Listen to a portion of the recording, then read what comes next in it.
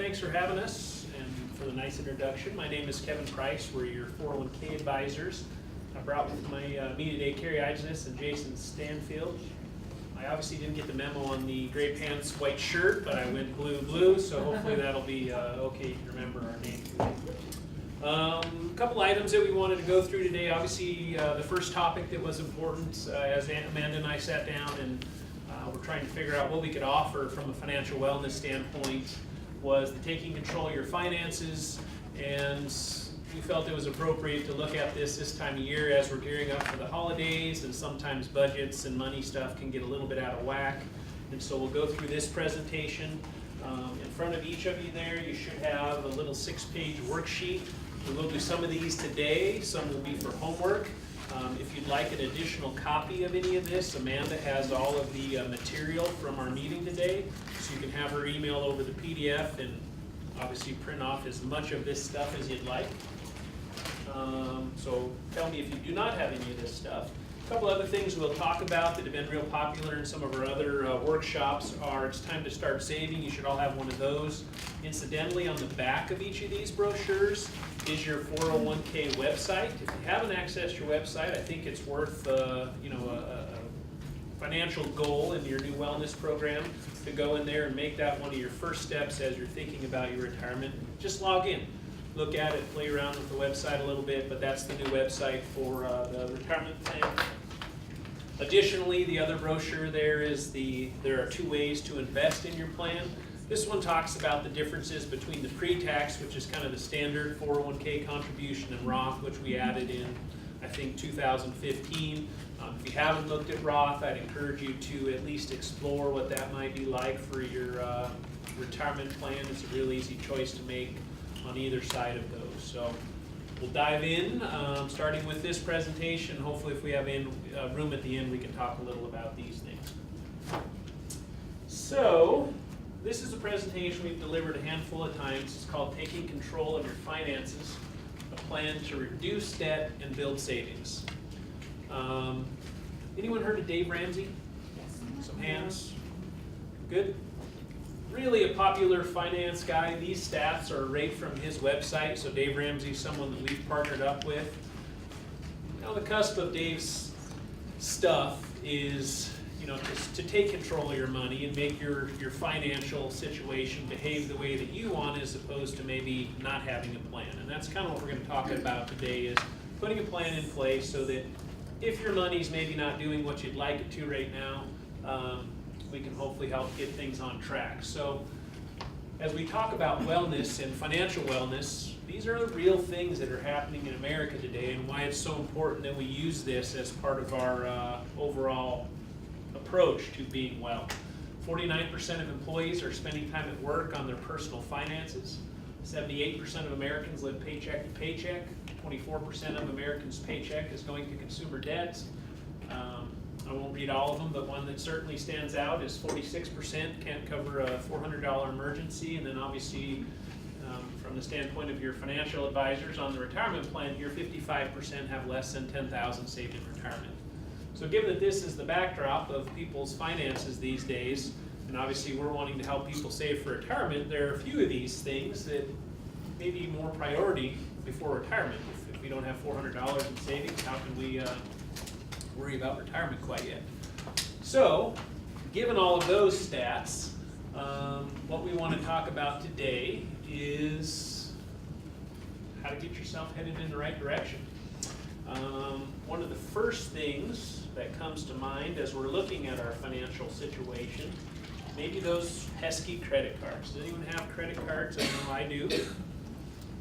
Now the challenge is, when we use credit wisely, it's a nice, convenient tool.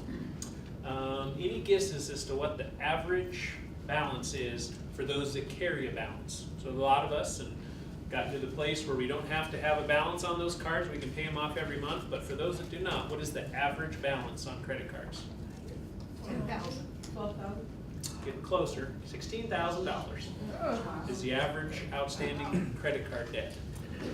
So as we look at our finances, a lot of folks are in that situation where they carry a balance of some sort.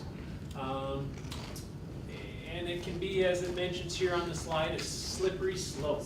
purchasing on credit oftentimes reflects our confidence in our ability to pay later, but what oftentimes happens is we use things to buy what we can't afford. The easy access we have to credit these days, makes it easy to fall into that trap. So as we look at some of that stuff, and obviously trying to gear this up around the holidays, part of this planning is to make sure that as we do try to do nice things for those folks and around the holidays, that we hopefully aren't spending more than we can afford. Let's see. Oh, got it. So, a couple tidbits on the, I think I might have gone too far.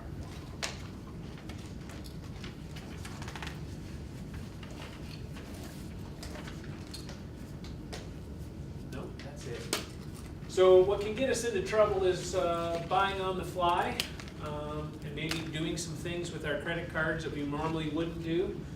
So as we're thinking about how to dig out of debts, some general tidbits of information there, trying not to buy on the fly, and certainly trying to put limits on spending so that you can make sure that you pay that off each and every month. So let's take out our next steps here, take out our little worksheets. Everyone has those and something to write with. If not, we've got pens.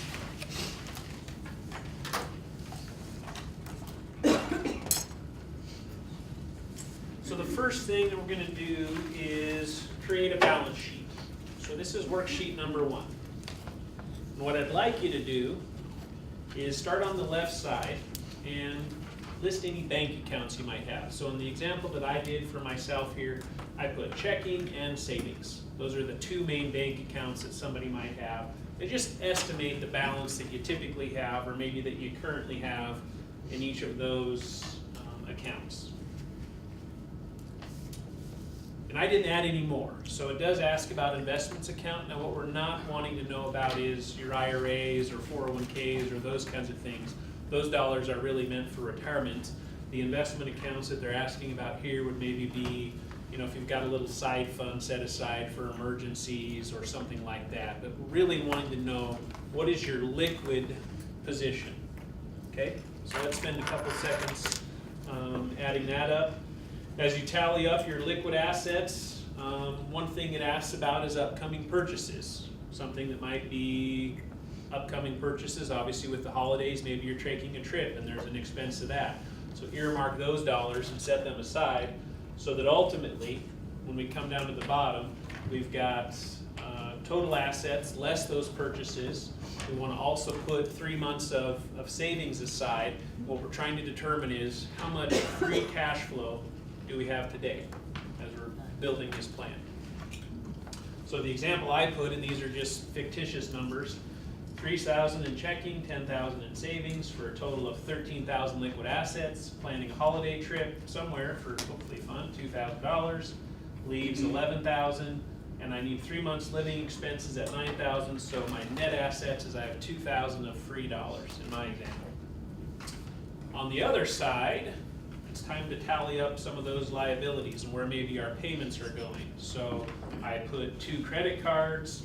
The one thing that asks you about is the interest rate, and interestingly enough, I didn't know mine when I was looking at doing this several months back with Jason, and they're kind of hard to find. One of my credit cards, you could go in and click one button, and the other one, I know Jason had to do some digging for him, but those are good things to know as you're assessing your financial situation. What interest rate, if I'm carrying a balance, am I paying? But bottom line, tally up some of those monthly payments to get a total. Again, I put some stuff in there, a couple credit cards, an auto loan, and a mortgage, so I can see kind of my monthly debt requirement. And ultimately, that interest rate's important, again, as a reminder for those of you who might just be using your credit cards as a cash alternative throughout the month, and it's easier than writing checks or paying cash or to keep track of a debit card. That credit card to make those groceries and gas purchases and that sort of thing, if you're paying it off at the end of the month, that interest rate doesn't matter because you only are being charged that interest rate if you carry a balance past your due date. But if you're using it and if you're disciplined enough to pay it off every month, that interest rate isn't as important. Obviously, if you're not, and if you do carry a balance, then 15, 17, 19% interest rates, which is very common on credit cards, it makes it hard to stay up. Is everyone done with that worksheet number 1? Or close enough to move on to the next? So, we should have added up our assets and added up our liabilities. As I go down mine here, I kind of mentioned to you what I had on the asset side. On the other, I've got a total debt amount and a total monthly payment amount that I can at least work with.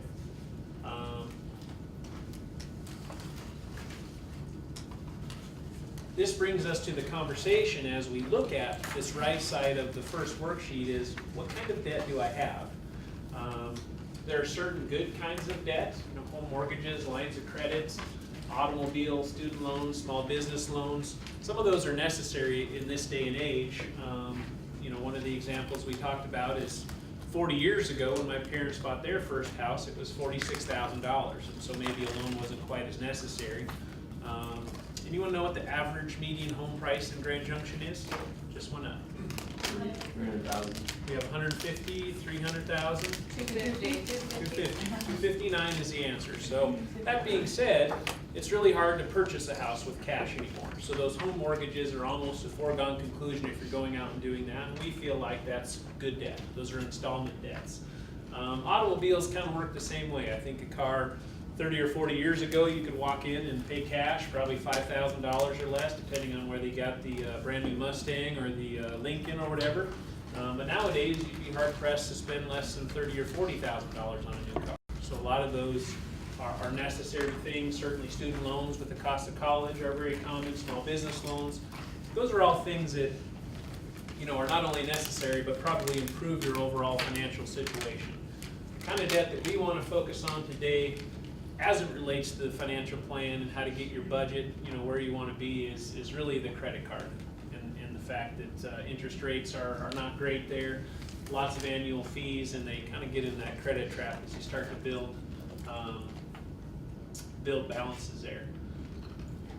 Some of the things that credit cards have that can oftentimes lead to that cycle of no return is the low minimum payment. You can have a fairly high outstanding balance, and even though some of the regulations have changed with respect to how much you have to make payments on, oftentimes getting out of that credit card cycle because of the low minimum payments can take a really, really long time. Any guesses how long it would take if you paid the minimum balance? 20. About 10 years. 10. Yeah. Which is a long time to be And paying that's- high credit card debt. And that's with not adding on to it too, of course. That's assuming that you've Yeah. just got one balance and you're paying it off. I mean, obviously the trap we fall into is not paying our full balance, but still using it and getting, that's how we get to that $16,000 number. I don't know if you want to talk about the example of And those this is minimum where, payments. this is what Kevin was just talking about as far as paying it off and just paying the minimum, 89 months, what is that? That's 7.5 years to get there. If you do it on a true installment loan, like a car loan, that has a set payment that's amortized over a 3, 4, 5 year period, whatever it happens to be for that particular loan, if you actually do it on an installment basis, 24 months is what it would take to pay that down, and obviously you see the amount, the total payments made, and what that interest amounts to, over $400 of extra interest, just by stretching that out over 7+ years versus 2. And the credit card companies like that. I mean, that's obviously they're banking on folks just paying the minimums and collecting those 17, 19% interest rates every month. So, the next worksheet, page 2, worksheet number 2, is just putting a gauge on what level of debt you may have. So we're taking the number from the first page, that right side monthly payment and the total there. Again, in the example that I just made up, I had some credit cards, some auto loans, a mortgage, a total of about $2,000 per month in monthly payments that I needed to make. If I bring that number over to this side, $2,000 goes in the first, that's my monthly debt amount. Then I put my monthly after-tax income. I divide the 2 by and I put $5,000 in there for nice round numbers. that means that 40% of my income is going to debt. And you can kind of see on the scale down here that I'm in big trouble based on that. So, put your own numbers in there, but obviously if you're falling in the less than 15, you're probably managing your credit well as far as that ratio goes. 15 to 20 might be borderline, and over 20, as part of this review of your financial situation, you want to probably really start focusing on your debt and how much of your monthly paycheck is going towards that. And there's some other fun little tidbits on there. Or scary little questions to ask yourself. Yeah, it's Halloween. I noticed some good costumes. I can't figure out the S. Simon. How many times are you gonna get that? No, a lot, I'm sure. Maybe you need to talk with a high voice and Right, start right, yeah. singing around. Oh, the from house. PBS. Now I get it. The chipmunk. Oh, well, I still don't get it. Simon, Alvin, and Theodore? I got it. Yeah. I thought it was that other one. He's Nonetheless, an old guy. as we want to take advantage of, these wellness opportunities and maybe decide, and that's really what it needs to be, is you deciding to make some changes in your finances if this has perked your ears up any. First thing we need to do is review your spending habits. And so obviously you probably don't have the tools and things that you might need here, but worksheet number 3 is your spending. And looking at where you're spending money. So how many of you have a formal budget or a formal process of monitoring where your money goes? Anybody? I would highly suggest that you look into that. There are a lot of really great tools these days, and we really can't create a good financial plan or a good budget plan if we don't know where our money is going. So step number 1, as we're trying to create some financial fitness here or some financial wellness, is where does my money go each month? As we were doing these talks a few months ago, has anyone heard of Mint? So Mint is a free app. I put it on my phone. I can tie it to my credit cards and I can log in and look at where my money is going each month by category. So that's one option. Again, it's free, it's pretty easy. And with anything that's free, you're probably going to get some advertisements, but it's a really handy way of seeing where my money goes, especially if you use credit cards. Some of the other tools that are really helpful are Quicken. I use Quicken for our other stuff. I can log in and look at exactly what we paid last year in utility bills, or exactly what we paid last year in clothing, or my kids' volleyball. The important thing to know is, as you're trying to get control of your finances, you have to know where your money's going. And oftentimes that exercise can be a little eye-opening. I didn't realize we were spending $400 a month eating out, or my golf habit was more expensive than my kids' volleyball, or those kinds of things. So it's really a good exercise in understanding where your money's going. Well, Starbucks is another one that I like to pick on. That's an easy $5 a day, whatever it is that our Starbucks habit is, that adds up to real money at the end of the day. And ultimately, that's what this exercise is designed to do, is to say, okay, I've done this with folks before and they knew they had a hefty Starbucks habit. I didn't know exactly how hefty it was until they actually did the math and sorted through their credit card statements and debit cards, and it was pretty eye-opening for them. So wherever that fed, and again, going back to this, to the ratio, whether it's the ratio or ultimately trying to get ahead on those credit cards, is coming up with the cash flow to do that. And our income is what it is, but can we manage our expenses and find the fat, basically? So interestingly enough, I'm on our Mint, and I've tagged my wife's cards and my cards into here, and it's alerting me that we've spent $56 on Starbucks in the last month, which is not me. It's my wife and children. But you can set those parameters on where you want to be with the various budget items that you have, and it'll alert you that, hey, you're maybe going over budget. You've allowed yourself $30 at Starbucks, and Obviously, that's not what's happening, but it's a pretty cool app, really easy, and it'll aggregate things to whatever bucket you want them to go to. So again, there are lots of tools, but bottom line, you need to know where your money is going if you want it to behave in a certain manner. And this is the classic exercise too of the garbage in, garbage out type of thing. And that's why we encourage you guys to take this home, go through your credit card statements, and not just 1 month, but several months' credit card statements. And we'll see on the next, here in a second, where it actually breaks this down by month. But go through the checkbook, go through the credit card statements, and really get a good gauge what that monthly average is. Again, if you want to get on top of this, this is upon you. I joked before a lot of you came in that there's going to be homework tonight. I mean, this is what you put into it and the effort that you put into it. If you just go through it and guess, well, you might have a decent guess, but I mean, $100 a month makes a big difference. So going through this and not only knowing where you stand today and kind of your averages, but then if you set yourself a budget or a goal and monitor that a month from now, 2 months from now, and see if you're sticking to it. And as Kevin alluded to a little bit ago, obviously Christmas is right around the corner, so factoring that into the equation as to what your holiday budget is and how that's going to work in the big picture as well. So once you know where your money is going, and if those numbers don't look like what you'd like them to, obviously you can find some things that you might want to work on, especially if you're spending more than you're making, which is very common, as we saw that the average American has some of that going on. Worksheet number 4 is the monthly budget. So this would be what you'd fill out to have an ideal month. How much do I want to spend on groceries, snacks, heat, electricity, and pretty encompassing.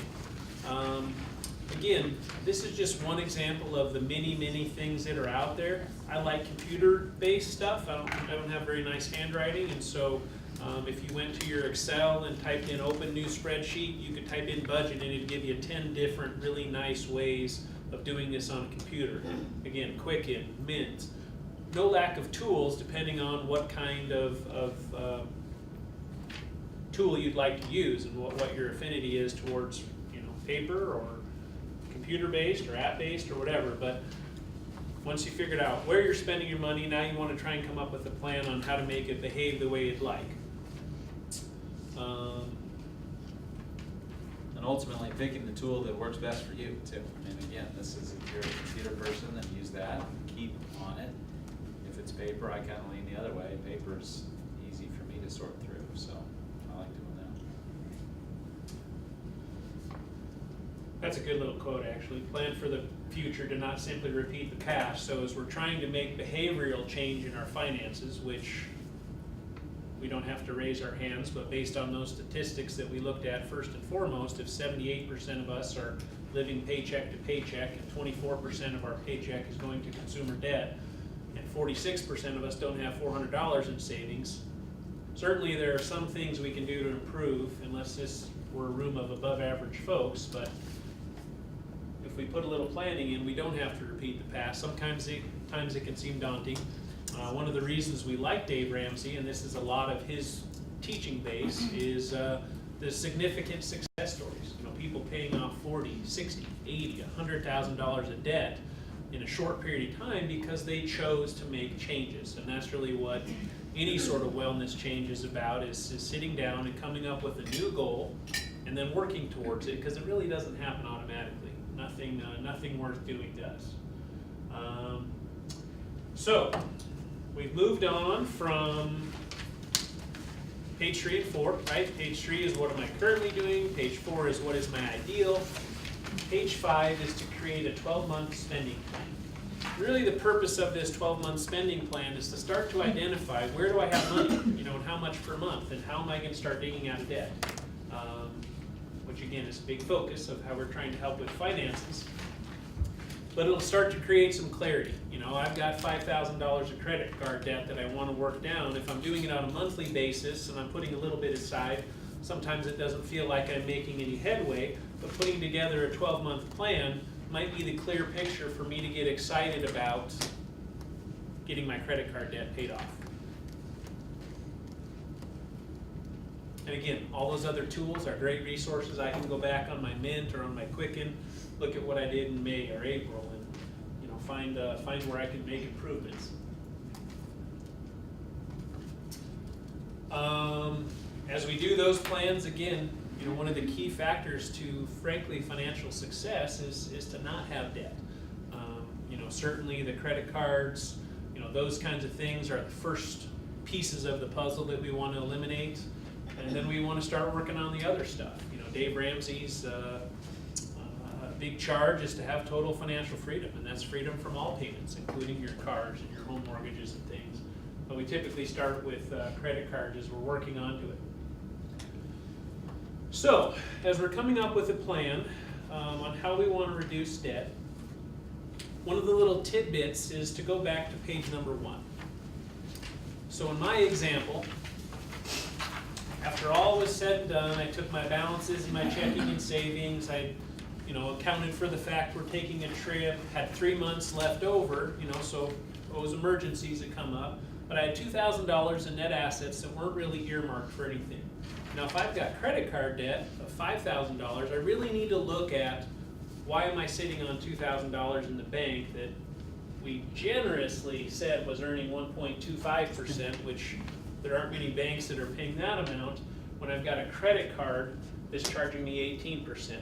So as part of this exercise, when you're examining your full financial picture, you want to look for those free assets, and maybe it's worth go ahead and paying down my credit card and saving myself that 8% interest because I'm foregoing almost nothing as far as the bank goes. That being said, that's because I still had money in my emergency savings. So I wasn't depleting my emergency saving, I was depleting some of the extra that I had around. And in some cases, it may be worthwhile dipping into emergency savings a little bit if you've got a comfort level with your paychecks. So that might be a place to use some of your assets wisely to help with that credit card debt and getting you headed in the right direction. You want to go through that one, Jason? Well, so ultimately, how do we get out from under this, right? I mean, what is our plan for ourselves? As it says at the top bullet point, pay a set amount each month. What this budget exercise hopefully will do is find some room in your budget to make an extra $100, $200, $300 a month payment onto that credit card bill. And how do we choose which one? Start with the highest interest rate. I mean, that's a common question that we get from folks is, well, what do I pay first? And they've got student loans, car loans, home loans, credit card loans. Credit card loans are nearly always the most expensive one, so that's an easy one. Pick that off. What I tell my clients is, if you got this 14.9 or 19.9% interest rate on your credit card, if you pay that down, that's the same as a guaranteed rate of return. We don't have at our disposal a guaranteed interest rate product or investment that'll guarantee you 14.9 or 19.9% interest. So hit those first and just go down the line. What's next? After that one, that's what this exercise on page 1 is, and that's why it's important to know what your interest rate is on these things. Car loans, for example, if you have good credit, are really low. I mean, there's a lot of promotions, 0.9, 1.9, 2.9. I mean, that's pretty cheap money, especially versus 19% on your credit cards. And be realistic about it too. I mean, try to do something that, if you overextend yourself and make a heavy payment one month and it hurts your cash flow the next, well, guess where that cash flow is going to get made up from? Your credit card. And it just, you undid what you just tried to do. So be realistic, and ultimately, this is something we recommend on your 401ks as well. When you're trying to increase contributions, bump it up from 3 to 4 to 5, wherever you're at. See how that feels for a while, and if you're not missing it, then take that next step. If you do miss it, if it is cramping your budget, then obviously you can dial back. Paying down our debt is the same thing. Add an extra $100. See how that feels for a couple of months. Then add on to that again. like I said earlier, it doesn't make any sense to, get super aggressive and then just have the credit card, need to live off the credit card because we spent too much of our free cash flow.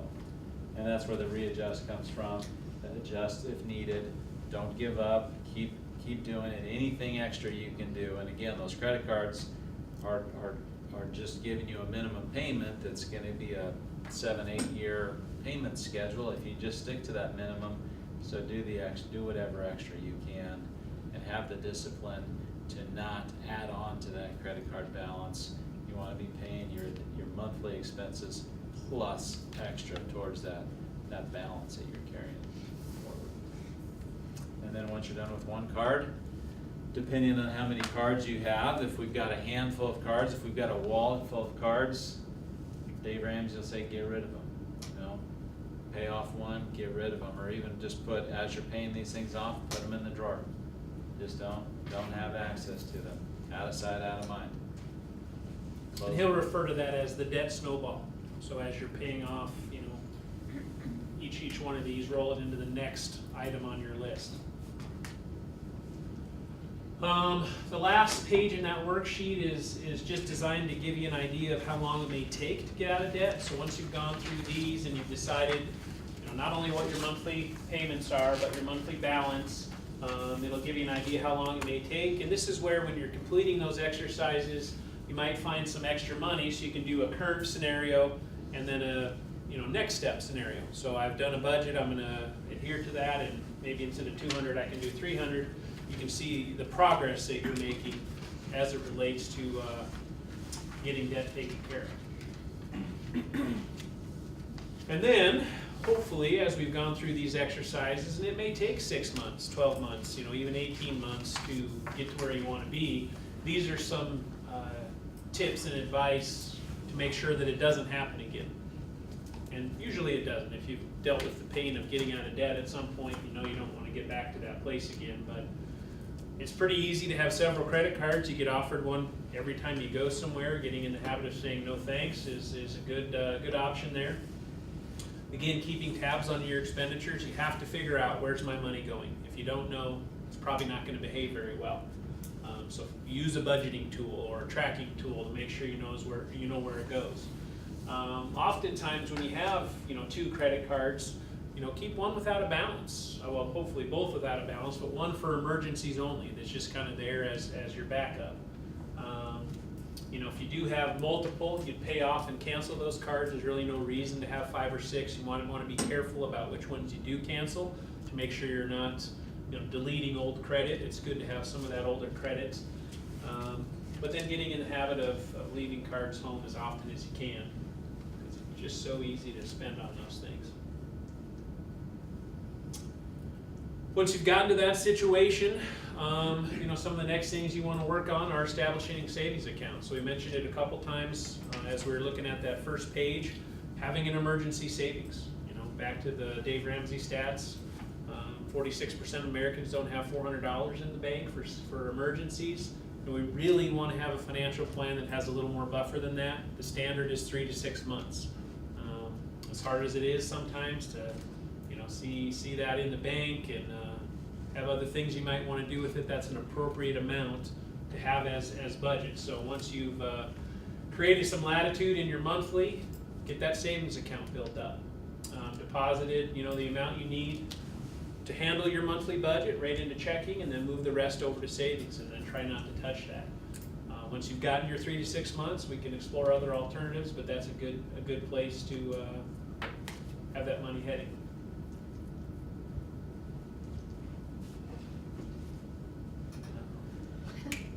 Stand on one foot. One Check foot. on- Oh, there we There go. you go. Some other things, being a smart shopper. One of the things that I read one time that I thought was a really good idea is, in your household, set a threshold as to what amounts you need to think about. So maybe up to $100 as you're out there doing whatever you're doing. Go ahead and buy it, but if it's something over $100, give yourself a day. Do I really need that? Do I really want that? Considering those priorities and the need for purchases is always a good thing. This one's hard anymore, especially using cash.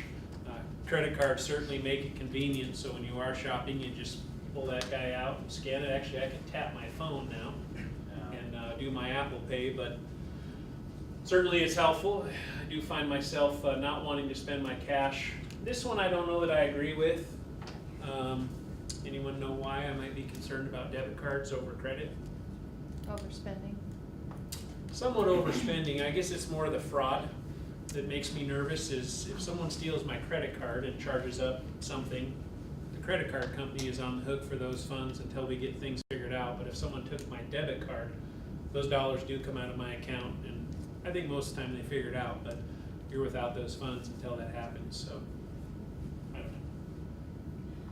Everyone has their own opinion on this. Some other ways to save.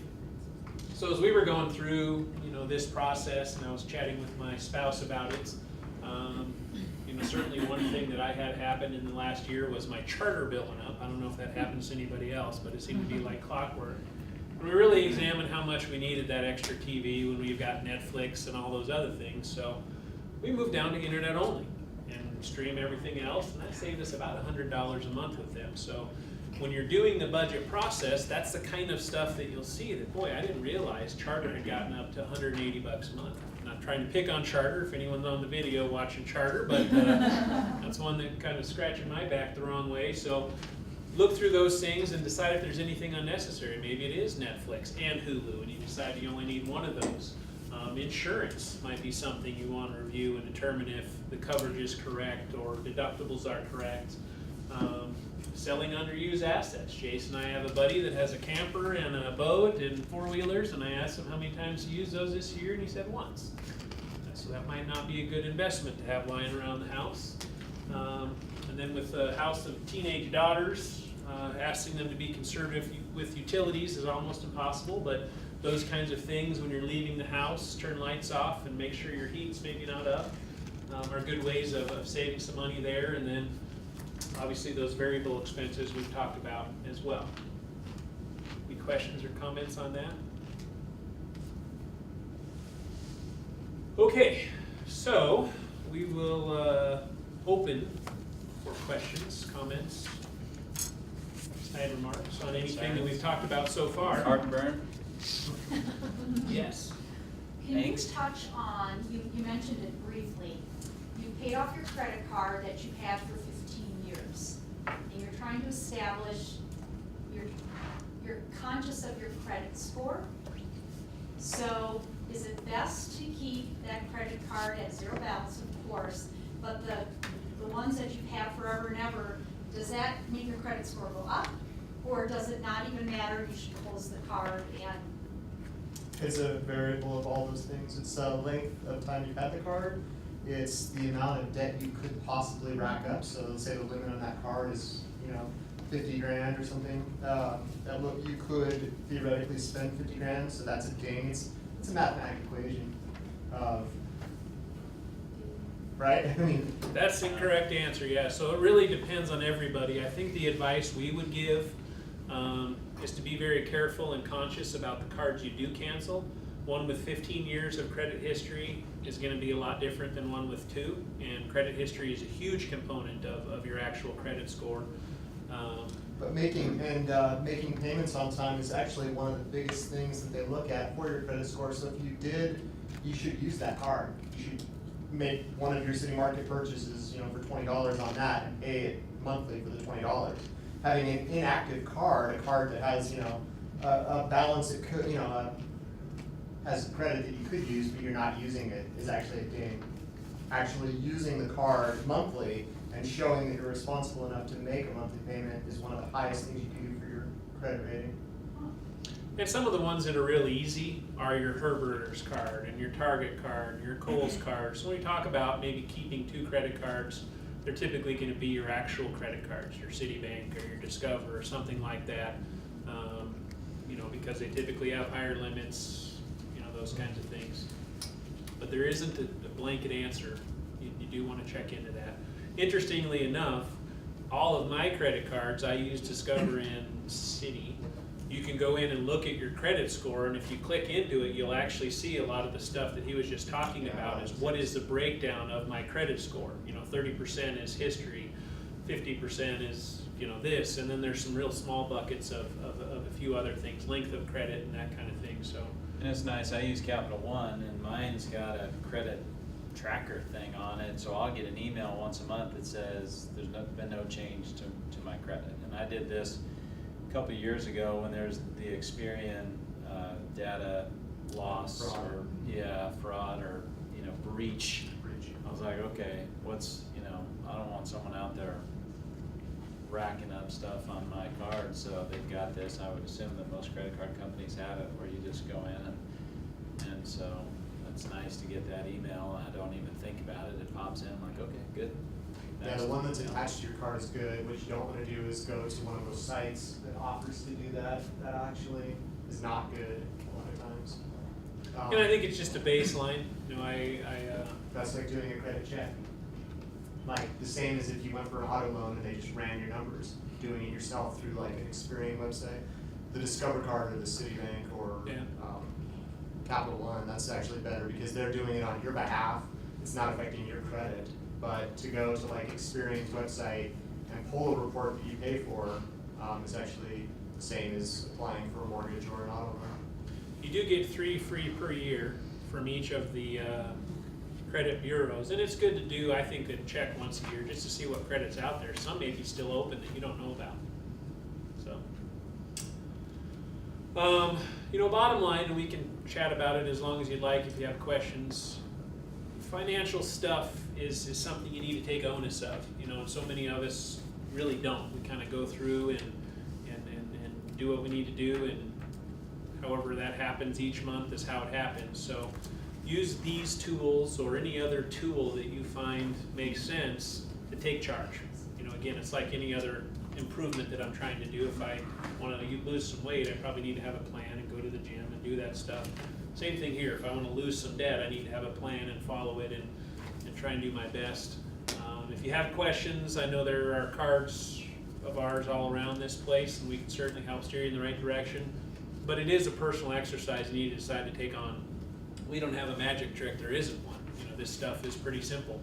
I say in every one of these talks, and I know you've been to many of them, there are 2 keys to financial success. That's it, if we want to keep it as simple as possible. Does anyone remember the 2 things that I mention every time? Jason? Number 1 is to not spend more than you make. It's not always easy, but it's just simple math. If I make $3,000 a month, I have to spend less than that in order to get ahead financially. It doesn't work unless we do that. Number 2, and this will move on to our next topic, always take free money, right? So we'll transition to talking about 401k and where maybe there's some free money. Incidentally, if someone would have sat in the front row, there's a $100 bill under those pamphlets. Just kidding. So one of your brochures is It's Time to Start Saving, and this is twofold. So who is in the 401k currently? I think that's nearly everybody, if not everybody.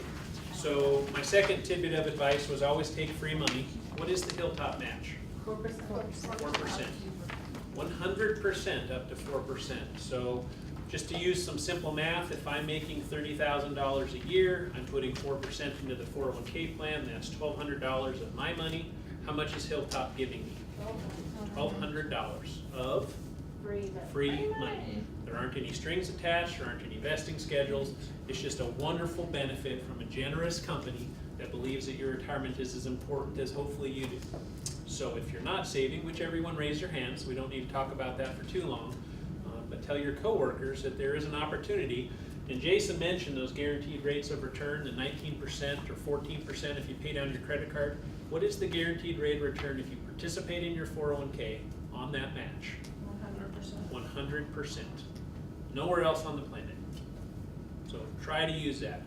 Second thing that we talk about and briefly hinted on in the presentation there was if you've been doing 4%, which is pretty typical, you need to consider as you're going through this process on at least once a year basis, can I do a little more? 4% is a great start. Certainly the company match is getting us to 8%, but the reality is we probably need to be saving between 10 and 15%.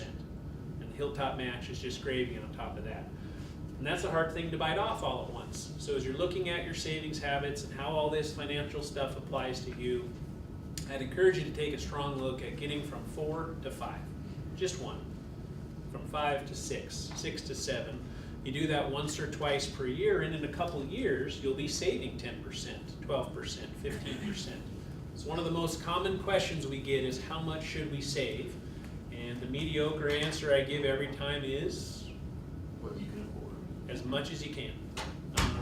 I've been doing this for 17 years. These other couple guys, a couple years longer than that, so we've got about 60 years of history here.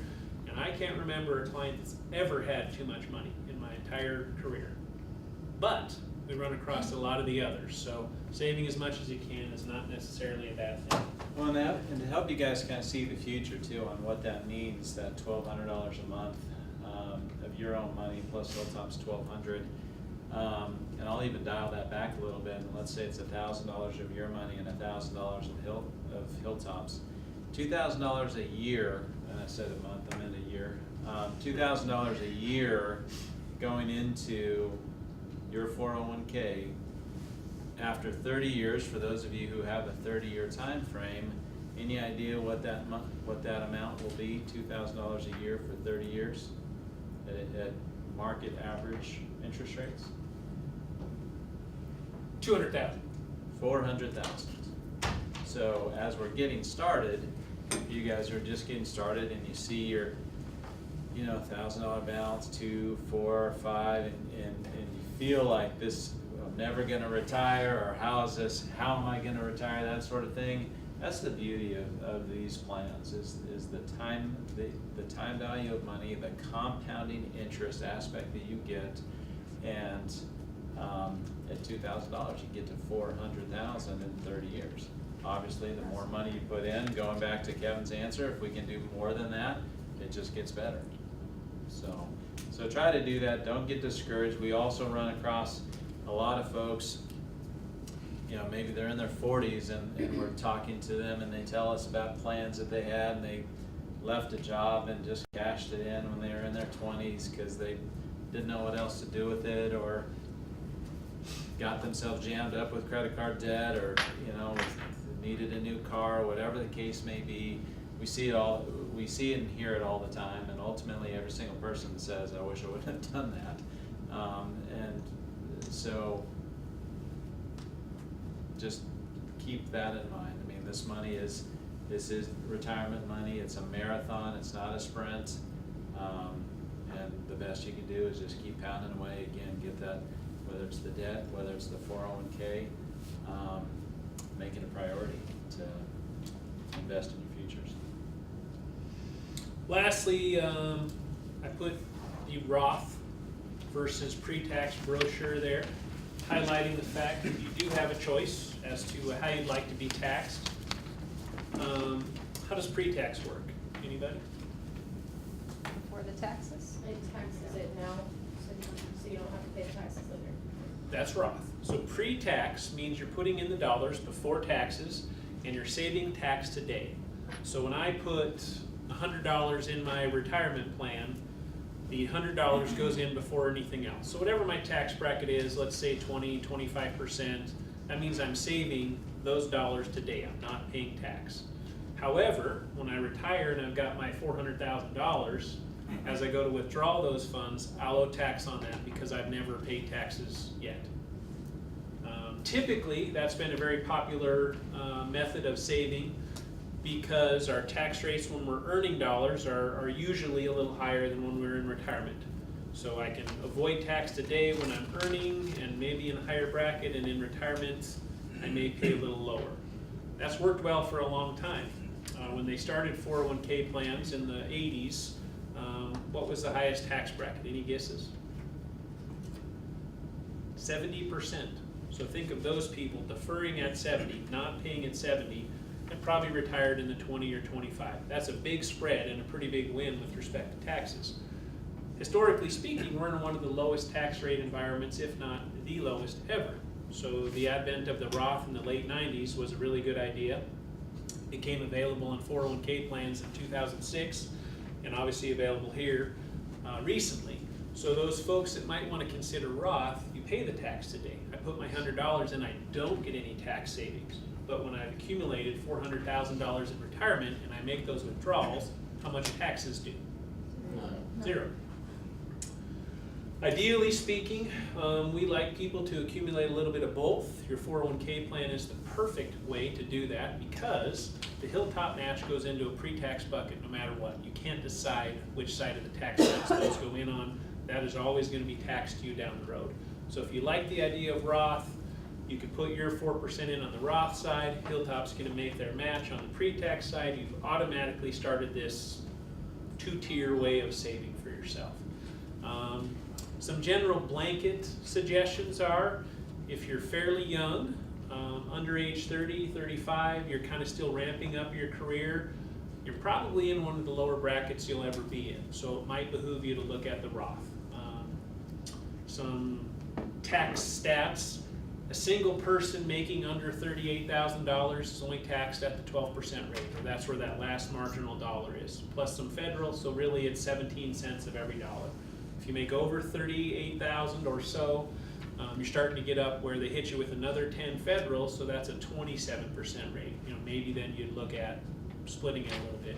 A married couple, that number is 78,000. So below 78, a blanket answer. You certainly would want to check with us or your tax person. But below 78 might be a good candidate for a Roth. Above that might be a good candidate for pre-tax.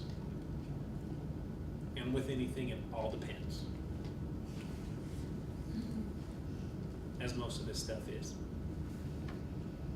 So, to wrap up, we talked about a few ideas on how to take control of your finances. It's a great project.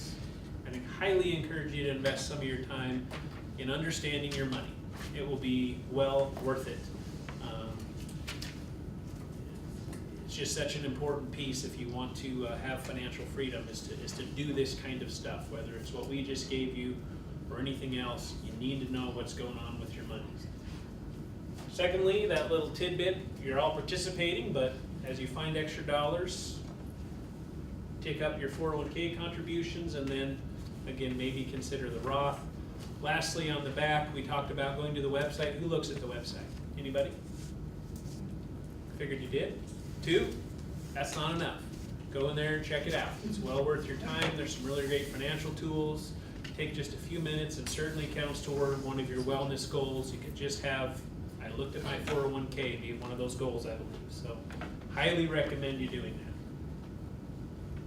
Any other questions or things you'd like us to talk about before we get you out of here on time? Yes? Is there an age, a set age in which you can withdraw funds from your 401? So the question was, is there a set age to withdraw funds from your 401k? And the answer is yes. The IRS, because they were giving you so many tax advantages when they invented the 401k, needed to put some other caveats to that. And so age 59 and a half is the first time you're able to withdraw dollars out of your retirement plan without penalty. You just don't pay taxes if it's the traditional 401k. You always owe tax on the traditional pre-tax dollars, and the Roth is, again, tax-free. Bonus for anyone who knows when you're forced to take money out. So there is an age where they're going to make you. 64 and a half is a guess. 70 and a half. So you will be forced to take what's called required minimum distributions by 70 and a half because they want their taxes. They're giving you all these years of tax-free growth. It's time to pay the piper. Good question. What else? Incidentally, there are some reasons when we can access our funds prior to retirement, and those are safe harbor withdrawal provisions. They did build in their infinite wisdom some things that could come up in life that would allow you to access your money before retirement. Typically, they're hardships, financial hardships, so death or disability of obviously yourself or your beneficiary, college-related expenses, unreimbursed medical expenses, first-time home purchase, if you're facing eviction or foreclosure, fire or flood, and college-related expenses. So those are all things that if you've got going on, you could use your 401k. However, that would be taxed and penalized because of early withdrawal. So kind of last resort, but it is there for emergencies. So even though it's an emergency or for like the first home, you still get penalized then? How that you were able to get away with the penalty? Is it the 20% also? It's at whatever rate you're at. The penalty is a 10% early Oh, 10%. withdrawal plus ordinary income. So for many people, when they take out of their 401k early, it's very expensive, 30 or 40% of tax in essence, which is why we try to avoid those things. What you're probably thinking of is if you take a distribution from an IRA and it's a safe harbor, you do avoid the penalty. That's what I But, thought in the yeah, past. in IRAs, yes. In 401ks, no. And I don't know why. Oh, okay. Even though they're the same money, their rules don't always correspond. But 401k, unfortunately, is tax and penalty.